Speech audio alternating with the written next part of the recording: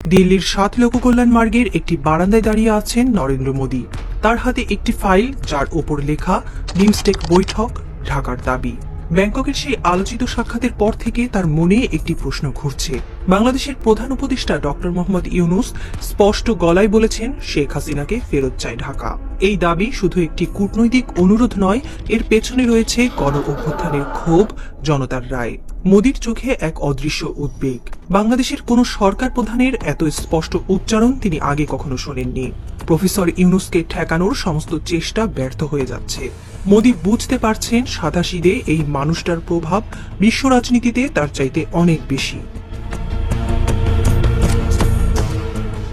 ব্যাংককের শাংরিলা হোটেলে ষষ্ঠ বিমস্টেক সম্মেলনের ফাঁকে মোদি ও ইউনূসের বৈঠকটি ছিল আধা ঘন্টারও বেশি সময়ের।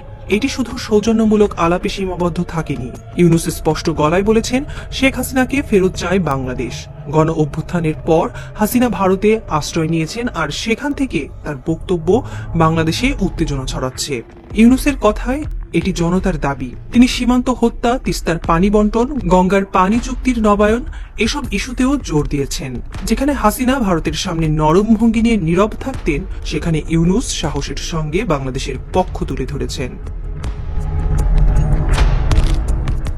শেখ হাসিনার ১৫ বছরের শাসনকালে ভারতের সঙ্গে সম্পর্ক ছিল মধুর, কিন্তু সেই মধুরতা বাংলাদেশের জন্য কতটা ফলপ্রসূ ছিল তা নিয়ে প্রশ্ন উঠেছে। তিনি মোদির শপথে গিয়েছেন, দ্বিপাক্ষিক বৈঠকে বসেছেন, কিন্তু কখনো সীমান্তে হত্যা বন্ধ বা তিস্তার পানির দাবি জোরালোভাবে তুলতে পারেননি। আদানির সঙ্গে বিদ্যুৎ চুক্তি করে বাংলাদেশকে ব্যয়বহুল মূল্য দিতে হয়েছে, অথচ ভারতের প্রকল্পগুলো এগিয়ে গেছে। হাসিনা বলতেন, আমি যা দিয়েছি ভারত তা শোধ করতে পারবে না, কিন্তু বাংলাদেশের জন্য কিছু নেওয়ার সাহস তিনি দেখাননি। প্রফেসর ইউনূস গণ অভ্যুত্থানের শক্তি নিয়ে এসেছেন। ২০২৪ সালে বাংলাদেশের রাজপথে যে আগুন জ্বলেছিল, তার প্রতিনিধি হয়ে তিনি মোদির সামনে দাঁড়িয়েছেন। শেখ হাসিনার প্রত্যাপনের দাবি শুধু একটি রাজনৈতিক বিষয় নয়, এটি বাংলাদেশের জনগণের ক্ষোভের প্রকাশ। ইউনূস বলেছেন, হাসিনা ভারতে বসে উস্কানিমূলক বক্তব্য দিচ্ছেন, এটি বন্ধ করতে হবে। যেখানে হাসিনা ভারতের সঙ্গে সম্পর্কে সবসময় সতর্ক ছিলেন, ইউনূস সেখানে জনতার কণ্ঠ হয়ে উঠেছেন। তার এই সাহস হাসিনার আমলের নিরাপত্তার সঙ্গে একটি তীব্র বৈপরীত্য তৈরি করেছে।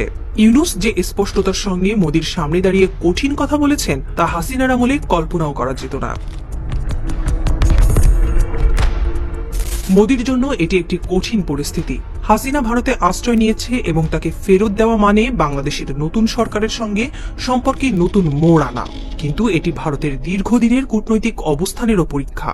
ইউনূসের দাবি শুধু হাসিনার প্রত্যর্পণ নিয়ে নয়, সীমান্ত হত্যা বন্ধ, পানি বন্টনের ন্যায্যতা এসব নিয়েও।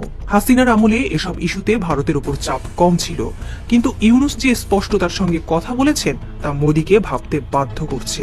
প্রফেসর ইউনূসের দাবি ভারত বাংলাদেশ সম্পর্কে একটি নতুন মোড় আনতে পারে।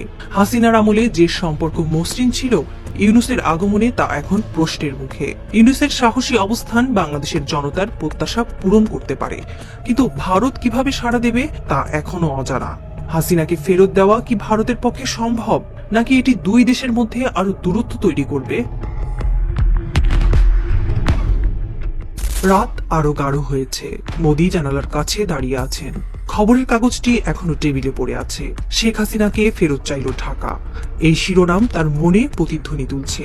ইউনূসের কথাগুলো যেন রাতের হাওয়ায় ভেসে বেড়াচ্ছে। হাসিনা যা বলতে পারেননি, ইউনূস তা বলে দিয়েছেন। কিন্তু এই সাহস কি ভারতকে বাধ্য করবে, নাকি একটি নতুন সংকটের জন্ম দেবে?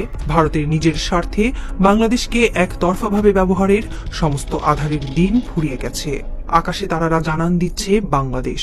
প্রফেসর ইউনূস ঠিক এভাবেই মোদি বাংলাদেশ বিরোধী শক্তির সামনে জ্বলছেন।